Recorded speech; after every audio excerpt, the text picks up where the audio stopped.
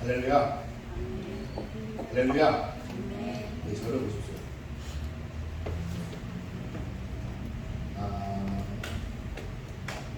우리가 어른들을 만나서 새해 인사를 할 때 어떻게 인사를 하죠? 인사를 할 때, 새해 인사할 때 세배하죠? 세배하실 때 여러분들은 보통 어떠한 인사말을 가지고 세배를 합니까? 그냥 세배하실 때 아무 말 안 하고 그냥 세배만 이렇게 넋쭉 절만 하지 않잖아요. 그렇잖아요. 보통 뭐라 그러면서 세배를 하죠? 절을 하죠? 새해 복 많이 받으세요. 이러한 이야기를 꼭 하게 되죠. 그 이후에 어른들한테 할 때 또 많이 하는 그러한 문구가 뭐가 있을까요?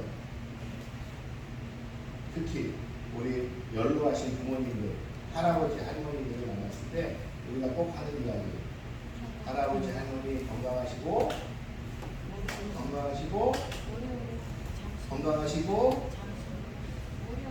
그냥 건강하시고 끝나나요? 아니요, 건강하시고 점점점 하고 끝을 내나요? 그냥 건강하시고 오래 사세요 라고 해요. 그걸 좀 유식한 말로 또 하면 뭐라고 그러죠? 건강하시고 만수무강하세요, 아니면 장수하세요, 이렇게 말씀들을 많이 했습니다.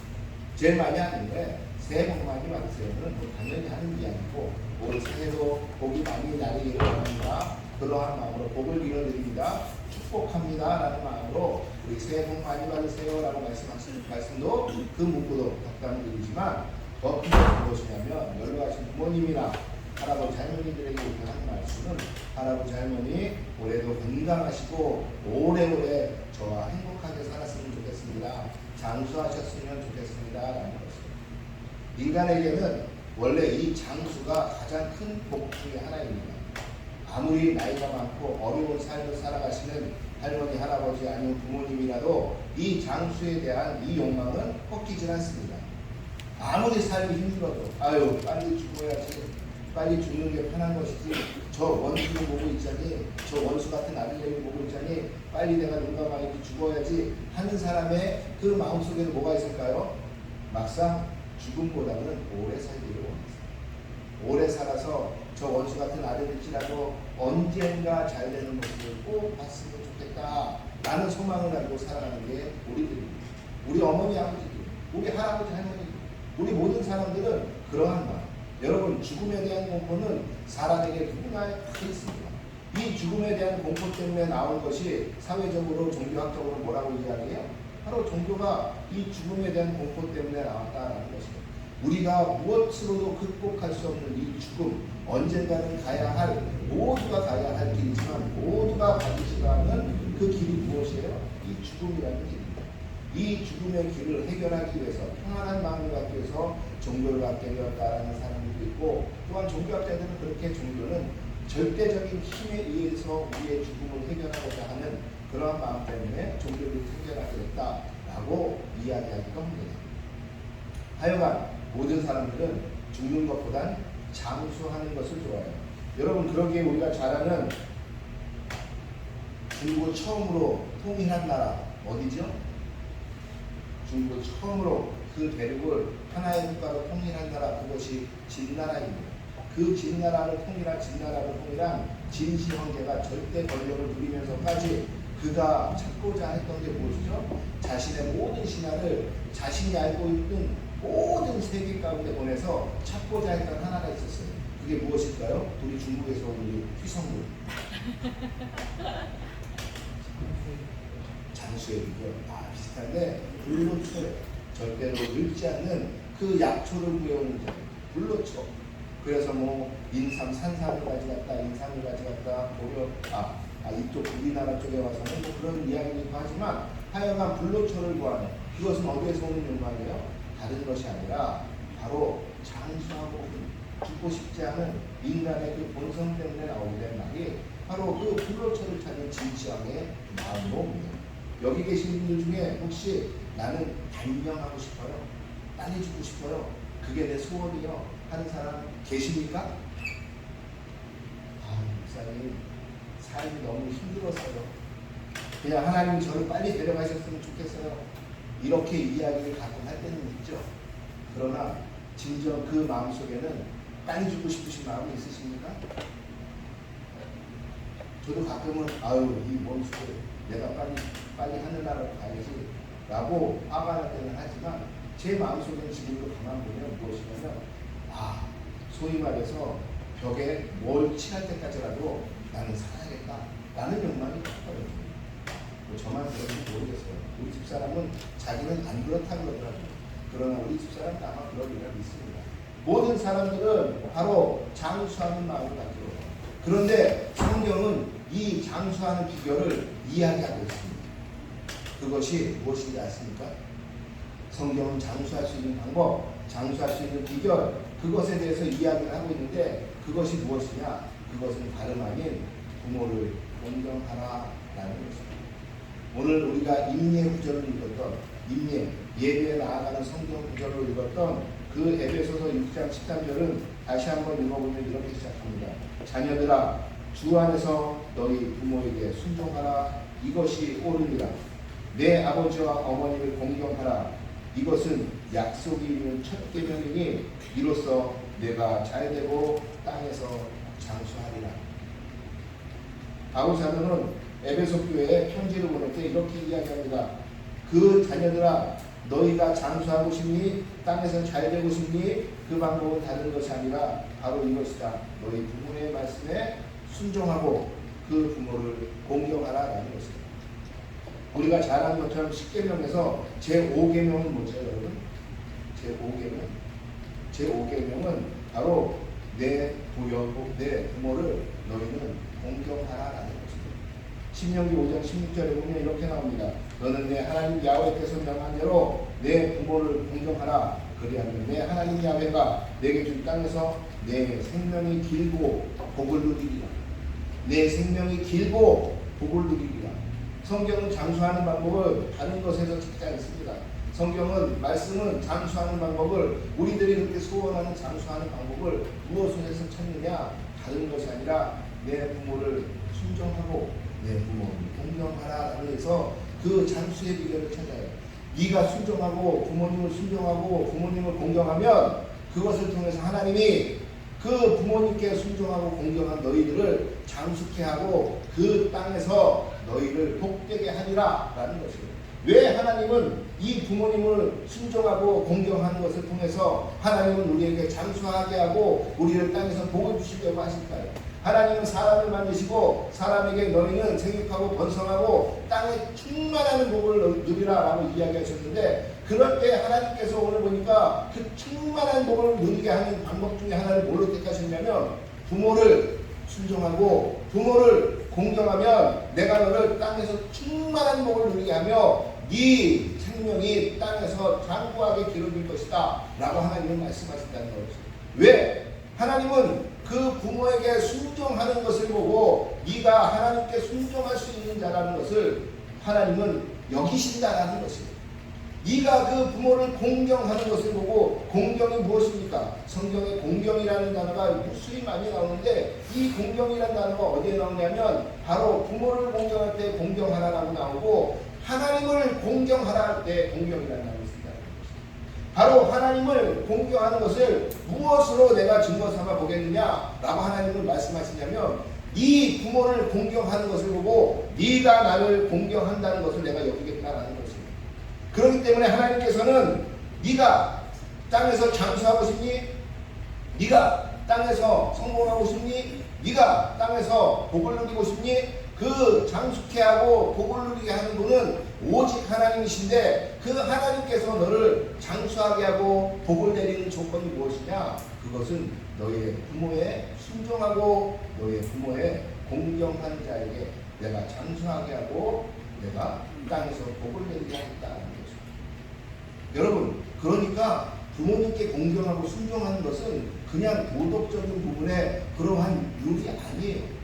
성경은 하나님이 주신 10계명 첫 번째 계명에서도 분명히 말하기를 네 부모를 공경하라. 우리 10계명은 잘 알지 않습니까? 1부터 4계명은 하나님에 대한 법, 하나님에 대한 계명, 하나님을 어떻게 섬기며 하나님 앞에서 어떻게 해야 하는지 그것에 대한 것이 1부터 4계명이라면 5계명부터 10계명, 10계명까지는 우리 인간이 살아가는 방식을 하나님은 그리스도인데 그 방식의 첫 번째가 무엇이냐? 바로 내 부모를 공경하라라는 것입니다. 그래서 에베소서에서 바울은 2절에서 이 부모를 공경하는 것, 이것이 약속이 있는 땅에서 첫 번째 계명이라고 이야기합니다.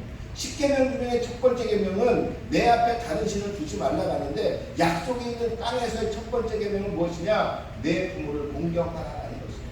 내 부모에게 순종하고 내 부모에게 공경하는 것, 이것이 약속이 있는 첫 번째 계명이라는 것입니다. 여러분, 바로 장수하고 싶으세요? 오래 살고 싶으세요? 복을 누리고 싶으세요? 성경은 뭐라고 이야기한다고요? 그 부모에게 순종하고 공경하라고 이야기한다는 것입니다.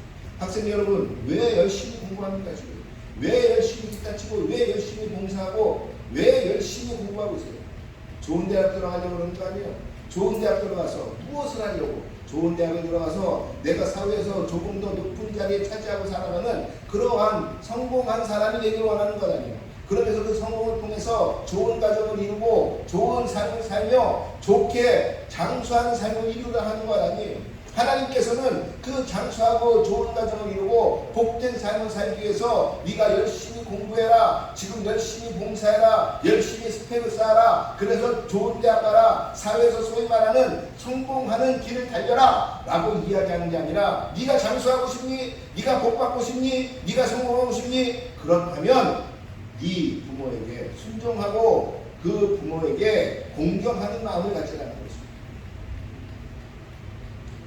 여러분, 동양에서 우리가 잘 아는 유교에서도 가장 중요한 사상이 무엇이죠? 유교의 첫 번째 덕목의 사상은 다른 것이 아니라 충효입니다.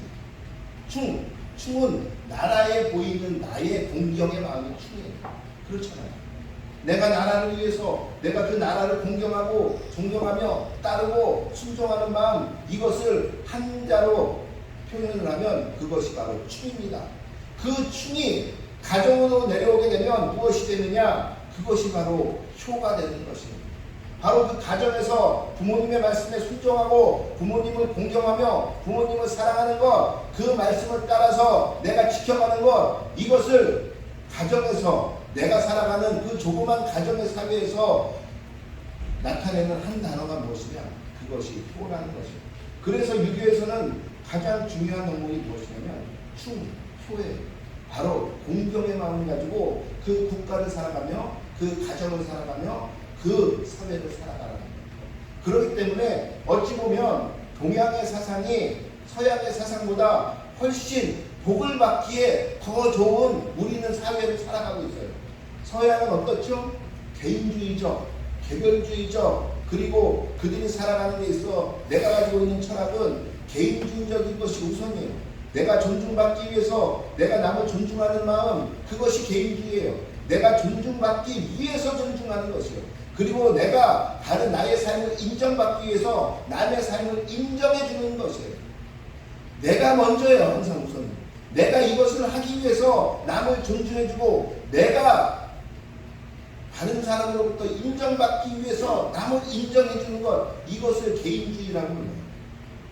개인주의는 결코 내가 혼자 잘 먹고 잘 살고 나 내비도, 이것이 개인주의가 아니에요. 개인주의에 대해서 자꾸 착각하지 마세요. 개인주의는 내가 존중받기 위해서 남을 먼저 존중해 주는 것이에요. 내가 인정받기 위해서 남을 먼저 인정해 주는 것이에요. 이게 개인주의예요. 자꾸 개인주의는 남한테 간섭받지 않는 것을 개인주의라고 착각하지 마세요. 그러나 그 이면에 먼저는 무엇이냐? 나예요. 나. 그런데 동양은 무엇이냐? 나가 아닌 국가, 가정, 공동체가 항상 먼저예요. 오늘 보니까 네가 장수하고 싶니? 장수하고 싶으면 부모를 공경하라는 것이죠. 여러분, 마가복음 7장에 예수님께서 이런 말씀을 하십니다. 무슨 말씀이냐면 어느 날 예수님과 제자들이 어느 집에 들어가서 밥을 먹는데, 식사를 하는데 제자들이 손을 씻지 않고 식사를 해요. 그것을 옆에서 보고 있던 바리새인들이 이야기합니다. 이렇게 선생님, 왜 당신의 제자들은 장로들의 전통을 따르지 않습니까? 라고 묻습니다. 당시의 장로들의 전통, 그들의 이야기하는 지금의 탈무드 같은 것이 장로들의 전통이 쓰여져서 내려와서 하나의 책이 된 것이 탈무드. 그 장로들의 전통에 의하면 무엇이냐면 밥을 먹기 전에 외부에서 들어오기 전에 너희는 항상 발을 씻을 것이며 손을 씻고 무언가를 먹어라 라고 이야기했는데 왜 장로들의 전통을 따르지 않습니까? 당신들의 제자는 아주 고약합니다 라는 의미로 예수님께 물어봐요. 그랬더니 예수님이 무엇이라 답하냐면 이렇게 이야기했어요. 야, 너 지금 나에게 장로들의 전통에 대해서 이야기했니? 라고 이야기하면서 너는 장로들의 전통을 이야기하면서 왜 하나님께서 말씀하신 하나님의 율법을 따르지 않아? 라고 갑자기 예수님이 질문을 던지십니다. 그러면서 던진 게 무엇이냐면 네가 네 부모를 하나님은 십계명에서 공경하라 말씀하셨는데 너는 네 부모를 공경하고 공경하는 것을 하기 싫으면 고르반이라는 장로들의 전통을 들어 너희는 너희 부모를 공경하지도 않고 공경하지 않지 않느냐? 이 고르반이 무엇이냐면 하나님께 드려졌다라고 선언하는 것입니다. 이 컵이 있으면 이 컵을 내가 하나님께 드렸습니다 라고 선언하는 게 고르반입니다. 그렇게 되면 이 컵은 누구의 소유가 돼요? 비록 내가 가지고 있지만 이 컵은 누구의 소유냐면 하나님 거예요. 심지어는 이 컵에 있는 지금 이 물도 누구 거예요? 하나님 거예요. 다시 말하면 그들이 그들의 재산에서 그들이 가지고 있는 모든 것들을 내가 하나님께 드렸습니다. 고르반했습니다 라고 선언을 해버려요.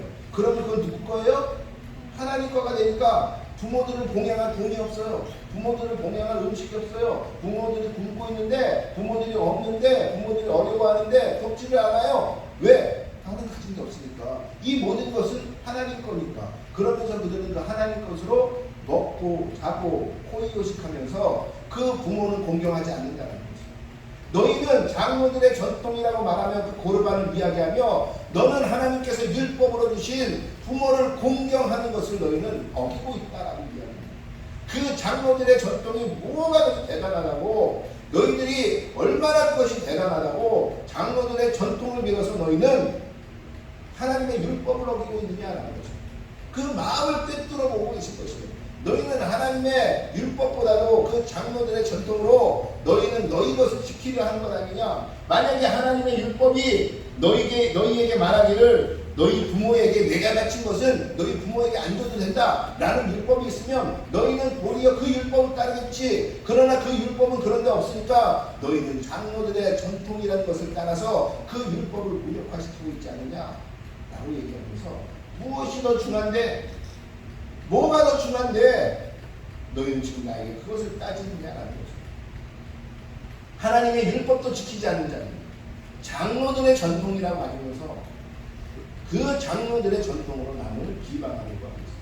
그럴 때 예수님은 뭐라고 얘기하냐면 그 부모를 공경하라. 왜? 이것이 땅에서 일어나는 가장 큰 첫 번째 계명이기 때문에 그 계명을 가지고 예수님은 그 바리새인들에게 이야기했습니다.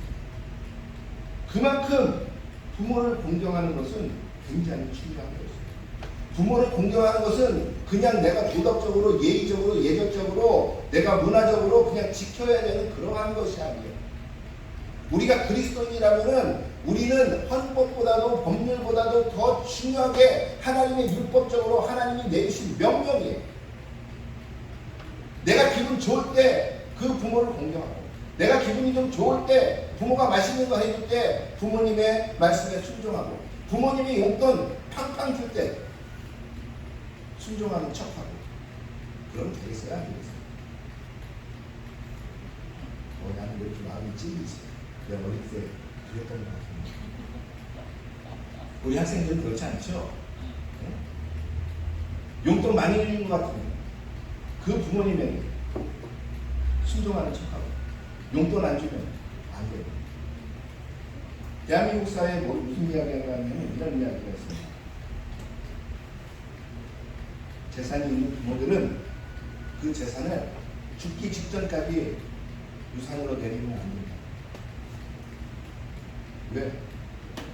그 재산이 내려지는 순간 자녀들이 부모님의 말씀을 듣지 않아요. 찾아오질 않아요. 아마 그래서 재벌 회장들이 죽을 때까지 유산 상속을 하지 않는 것 같아요. 그게 효도하는 겁니까? 재산의 의미 겁니까? 하나님께서는 제사를 말씀하시지 않았어요. 오직 하나, 하나님의 율법은 무엇이냐? 순종하고 누구에게? 부모님에게 공경하라. 누구를? 부모님을. 누구처럼? 나 여호와에게 순종하고 공경하는 것처럼 너희는 너희 부모를 순종하고 공경하라 라고 이야기한다는 거죠. 그러면서 오늘 이 잠언서 23장에는 부모를 그럼 어떻게 공경해야 하는지 라는 부분에 대해서 쓰고 있습니다. 그 첫 번째가 무엇이냐? 바로 진리에 거하라 라는 것이에요. 우리 보니까 오늘 15절에 보면 이렇게 이야기합니다. 15절에서 뭐라고 이야기하죠? 내 아들아, 만일 내 마음이 지혜로우면 나는 곧 내 마음이 즐겁겠고, 16절에 만일 내 입술이 정직을 말하면 내 속이 유쾌하리라. 내 아들아, 네가 지혜롭게 생각하면 내가 내 마음이 기쁠 것 같아. 그리고 네가 정직하게 말하면 나는 정말 내 속이 유쾌해질 것 같아 라고 이야기한다는 거죠. 이게 지금 부모가 자식에게 하고 있는 말씀이고 하나님이 우리들에게 하고 있는 말씀이죠. 네가 지혜 가운데 지혜로 생각하고 있으면 나는 정말 기쁠 것 같아. 그리고 네가 정직하면 내 마음은 정말 유쾌하고 너무 좋을 것 같아. 어떠한 부모가 그 자녀가 커서 망하기를 바라겠습니다. 모든 자녀가 잘 되기를 원하는 것이 바로 부모의 마음입니다. 그런데 그 부모가 그 잘 되기를 원하는 마음 가운데서 이야기하는 것이 무엇이냐? 바로 진리 안에 거하게 하는, 진리 안에 너희가 살아갔으면 좋겠다라는 것입니다. 그 잘되는 방법, 그것이 무엇이냐? 바로 너희가 진리 속에서 살아갈 때 너희는 잘 될 수 있다는 것입니다. 여러분, 진리가 무엇입니까? 진리는 다른 것이 아니라 하나님의 말씀 진리라고 이야기했어요. 다시 말하면 진리는 무엇이냐면 하나님 자체가 진리예요. 다시 말하면 진리를 추구하는 삶은 어떤 삶이냐면 하나님을 추구하는 삶이에요. 17절에서 그러니까 야훼 안에, 하나님 안에 너희가 거하라 라고 이야기해요. 18절에 보면 뭐라고 이야기하냐면 이렇게 이야기합니다. 정령이 내 장래가 있겠고 내 소망이 끊어지지 아니하리라. 무엇을 하면 바로 여호와 안에 여호와를 경외하는 네가 살아간다. 오늘 지혜자는 뭐라고 이야기하냐면 네가 여호와 안에, 야훼 안에 그를 경외하며 그 안에 살아간다면 너는 네 장래가 망하지 않을 거고, 네 18절에서 네가 형통한 삶을 살아갈 것이다. 네 소망이 끊어지지 않는 삶을 살 것이다 라고 이야기한다는 것이죠.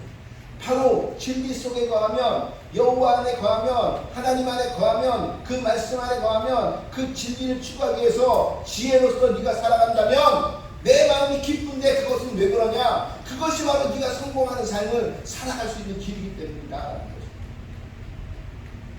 바로 부모님을 공경하는 법, 부모님을 기쁘게 하는 법이 무엇이냐? 진리 안에 살아가는 것이에요.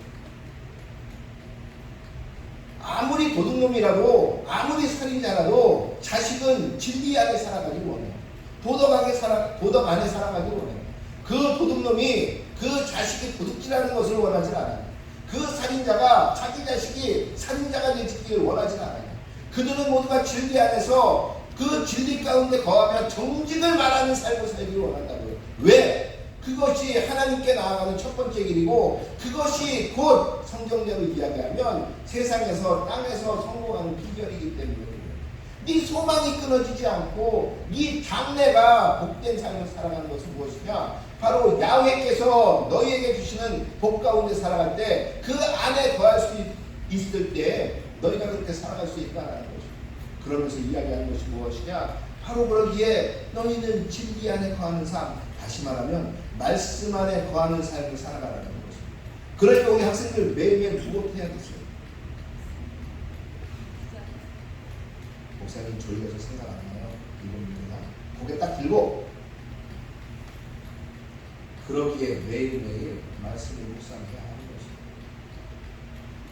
두 번째, 부모님을 공경하는 것은 무엇이냐? 바로 부지런한 거예요. 부모님이, 제가 부모가 되보니까 알게 되더라고요.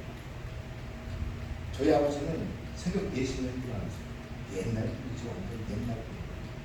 지금 새벽 4시에 일어나는 분도 계신가요? 우리 교회에? 제가 알기로는 김봉철 집사님, 뭐 저는 억지로 일어나요. 그렇죠? 새벽에 리뷰해야 돼요. 그런데 새벽에 일찍 일어나려면 어떻게 해야 되는지 아세요? 제가 우리 김봉철 집사 이렇게 9시 5분에 목전하는 분들이 있어요. 답이 안 와요. 집사님, 목사님 죄송해요. 그 시간에 자고 있었어요. 일찍 주무세요. 그리고 일찍 일어나요. 우리는 그러한 삶을 뭐라고 그러죠? 우리 김봉철 집사님만 그렇다는 거 비단 아닙니다. 우리는 그러한 삶을 부지런한 삶이라고 얘기합니다. 우리 아버지 어머니가 제가 만약에 8시, 9시까지 소위 말해서 자고 있었다면 그 속이 어땠을까? 새벽 4시에 일어나지. 제가 우리 자녀들이 가끔 그렇게 자는 걸 보면서 제 마음에 끓어오르는 알 수 없는 뭔가를 느껴요. 그 자는 모습을 보면 너무 예쁜데 그래도 알 수 없는 뭔가가 올라오는 게 느껴져요. 잔다고 그러는 것이 아니라 게으른 삶은 우리의 삶 속에서 우리를 복된 삶으로 이끌지 못합니다. 오늘 보니까 이렇게 이야기해요. 성경이 19절 보시겠습니다. 19절 20절에 이렇게 이야기해요. 술을 즐겨 하는 자들과 고기를 탐하는 자들과 더불어 사귀지 말라. 21절에도 술 취하고 음식을 탐하는 자는 가난하여질 것이고 잠자기를 즐겨하는 자는 헤어질 것을 입을 것이다. 술 취하고 고기를 탐하는 자, 다시 말하면 욕망대로 살아가는 자, 원하는 대로 살아가는 자. 술 취하고 고기 잘 먹고 하는 것은 가르치지 않아도 누구나 잘하는 것이에요. 왜? 우리가 그런 욕망을 따라가는 사람들이기 때문에. 그러한 욕망을 따라가는 삶을 사는 자들. 그리고 그것을 거슬러서 사는 것. 이것이 어려운 것입니다. 여러분, 이 거슬러서 우리의 욕망과 본성을 거슬러서 살아가는 사람들을 우리는 그 사람들을 우리의 삶을 컨트롤할 수 있고 우리의 삶을 제어할 수 있는 사람들이라고 이야기하고, 이러한 사람들을 우리는 부지런한 사람들이라고 이야기하는 거죠. 그러한 사람들이 부지런한 사람들. 부지런한 사람들은 아침에 일찍 일어나는 사람들만 얘기하는 것은 아니에요. 부지런한 사람들은 열심히 청소하는 사람들, 이 사람들만 얘기하는 것이 아니에요. 부지런한 사람들은 무엇이냐면 우리의 속성, 우리의 본성, 우리의 욕망, 우리의 그 게으름과 나태함, 그냥 머물고 싶고 앉아있고 싶고 좋은 거 먹고 싶고 입안에 맛있는 거 먹고 싶고 재밌는 것만 하고 싶고 하는 이러한 우리의 본성을 거슬러 제어할 수 있는 사람들, 이 사람들이 부지런한 사람들이에요. 부모님을 공경하는 방법이 무엇이냐? 내 스스로가 부지런한 사람이 되는 것입니다. 그러한 부지런한 사람이 되는 것을 보면 부모님들은 어때요? 비록 내 자신이 그 정도까지 부지런하진 않지만, 비록 내 자신이 그렇게 살아가지 못하지만 그 자녀들을 보면 그 자녀들을 보는 것만으로도 뿌듯해요. 그 자녀들을 보는 것만으로도 기쁨이 넘치기 시작해요. 바로 부모님을 공경하며 기쁨을 드리는 방법은 내가 부지런한 사람이 되는 것이에요. 우리 큰아들 화평이가 지금 한국에 있는데, 뭐 저는 잘 몰랐는데 우리 둘째 아빠 형님 몸이 되게 좋아졌어요. 어떻게 좋아졌는데, 원래 형님이 뱃살도 많고 살이 많잖아요. 힘은 세지만, 그런데 형님이 얼굴이 조그매졌어요. 뭐 밥을 잘 못 먹고, 저는 속으로 밥을 잘 못 먹는가, 아니 용돈을 안 보내줘서 그런가, 막 이런 고민하고. 그게 아니고요, 형님이 등치는 근데 비슷해요. 뭔 소리야? 형님 운동 많이 하는데 전화를 했어요. 화평아, 무슨 운동 많이 하니? 예, 아침마다 운동하고 있습니다. 아침마다. 얼마나 아침에 더 자고 싶고 아니면 아침마다 운동을 하는, 운동해보신 분들 알잖아요. 매일매일 같은 시간에 매일 운동한다고 얼마나 지겹고 하기 싫은지. 근데 그걸 하고 있다니까 겨우 운동 하나 매일매일 하고 있다는 이 얘기를 듣는 저는 어떻게 했어요? 저도 못하지만 굉장히 기뻐요.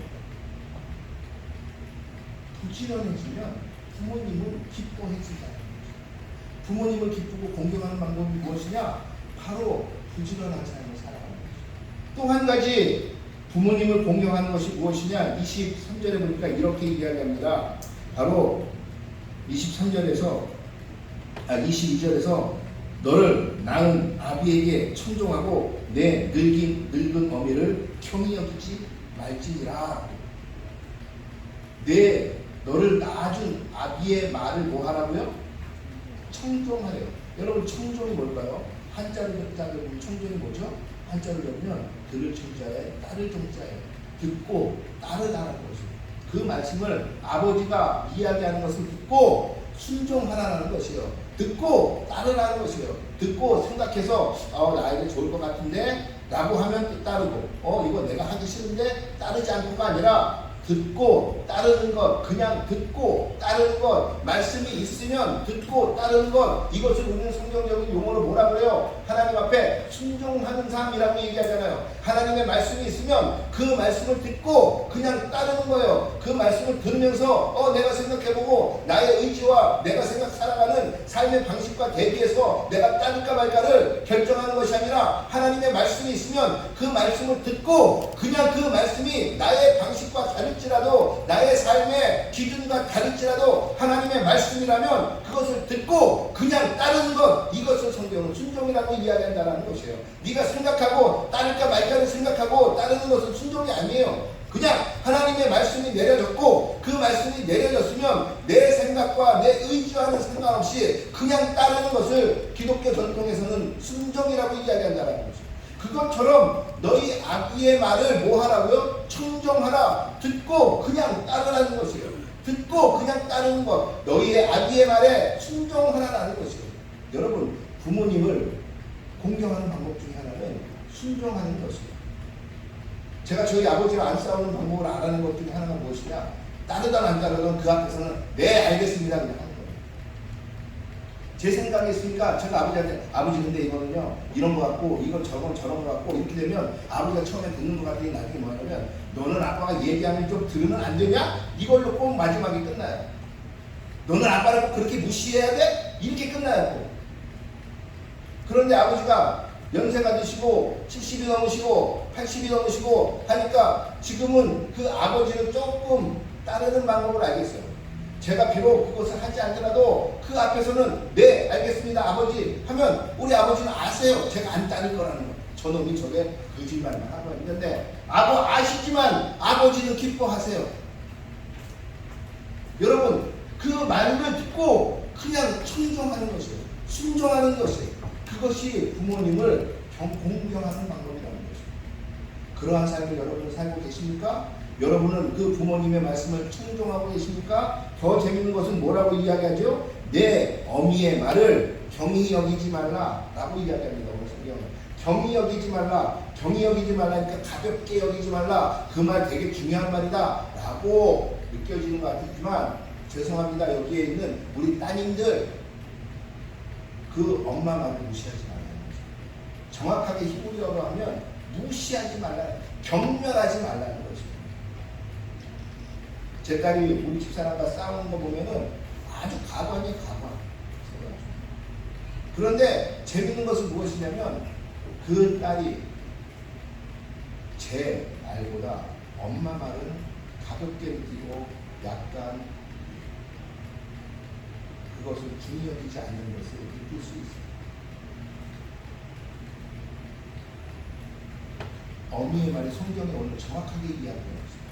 그 어미의 말을 가볍게 여기서도 맞는 게 아니라 그 어머니의 말을 중하게 여겨라. 그리고 그 어머니의 말을 경멸하지 말아라 라고 이야기합니다. 그것이 부모를 공경하는 것입니다. 아버지는 무서우니까 그 앞에서 아버지한테 말을 못하지만 그 엄마는 만만하니까 마음대로 말하라. 이렇게 하지 말라는 것입니다. 아버지를 공경하듯 그 어머니 말에 순종하라는 것입니다. 청종하라는 것입니다. 그것이 땅에서 잘되는 비결이라고 오늘 성경은 이야기한다는 것입니다. 여러분 바로 우리가 25절을 다시 한번 읽었으면 좋겠습니다. 25절 한 번만 띄워주세요.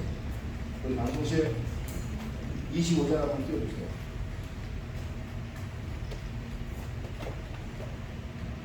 우리 함께 큰 소리로 읽읍시다. 시작. 내 부모를 다시. 제가 어떻게 읽자 했어요? 큰 소리로 읽잖아요. 큰 소리. 기분 나빠? 내 부모를 이렇게 나오니까 우리 큰 소리로 읽읍시다. 아시겠죠? 시작. 내 부모를 즐겁게 하며. 내 부모를 이렇게 좋게 앉아요. 내 부모를 다시 한번 읽어봅시다. 시작. 내 부모를 즐겁게 하며 너를 낳은 어미를 기쁘게 하라. 이것이 공경입니다. 내 부모를 기쁘게 하며 너를 낳은 어미를 기쁘게 하라. 즐겁게 하라. 결론은 그 부모의 마음이 즐겁고 기쁘게 하라. 이것이 공경하는 것이라는 것입니다. 이것을 조금 더 우리가 확대시키면 내 부모 되시는 하나님의 마음을 즐겁게 하고 내 어머니 되시는 너 하나님을 기쁘게 하라라는 것이에요. 이것이 하나님을 공경하는 것이고 이것이 하나님께 순종하는 마음이라는 것입니다. 여러분 얼마나 부모님을 기쁘게 하고 계십니까? 얼마나 부모님을 즐겁게 하고 계십니까? 부모님을 즐겁게 하기 위해서 진리 안에 거하고 부지런해지며 순종하는 삶을 얼마나 살고 계십니까? 결론적으로는 이것은 누구를 위해서 그런 거예요? 나 자신을 위해서 그런 거예요. 내가 땅에서 장수하고 내가 복받는 자가 되기 위해서 내가 부모를 공경하고 다시 말하면 부모를 즐겁게 하고 부모를 기쁘게 해드리는 것, 이것은 결론적으로 누구를 위해서 그런 거예요? 그렇게 부모님을 즐겁게 하고 기쁘게 해드리는 그 사람을 하나님께서는 땅에서 장수케 하고 그 사람을 하나님께서는 땅에서 복 있는 자로 만들어 가겠다는 것입니다. 다시 말하면 부모를 공경하라. 내가 너를 장수케 하고 내가 너를 기쁘게 하고 땅에서 충만한 삶을 살게 하리라. 라는 것이 하나님의 우리에게 주신 율법이며 말씀이라는 것입니다. 이것은 그냥 지키면 좋고 안 지키면 그냥 할 수 없다가 아니라 이것은 하나님의 명령이며 하나님의 율법이며 하나님이 세상을 우리가 살아갈 수 있게 하는 원리예요. 부모님이 싫어도 부모님이 조금 무식해도 부모님이 조금 나와 생각이 달라도 그 부모님께 순종하며 공경할 때 하나님은 우리를 복되게 하시고 하나님은 우리를 장수케 하시겠다라고 하나님은 우리에게 말씀하신다. 미안하지만 우리 학생들 장수하고 땅에서 복되게 살기 위해서 지금 열심으로 공부하는 거죠. 그거보다 더 중요한 게 무엇이냐? 오늘 자문서를 통해서 하나님께서는 그거보다 더 중요한 것은 네 부모에게 순종하고 네 부모를 기쁘게 하고 너의 부모를 즐겁게 하라. 이것이 더 중요한 원리입니다. 그러한 삶을 살아가시는 저와 여러분들의 기회로 축원하겠습니다. 목사님 그렇게 사세요? 이 설교를 하고 있는, 이 설교를 하면서 설교를 듣고 있는 사람 중에 아마 가장 큰 찔림 있는 사람이 바로 저 자신일 거예요. 저 우리 부모님 기쁘게 못합니다. 저 우리 부모님 즐겁게 못합니다.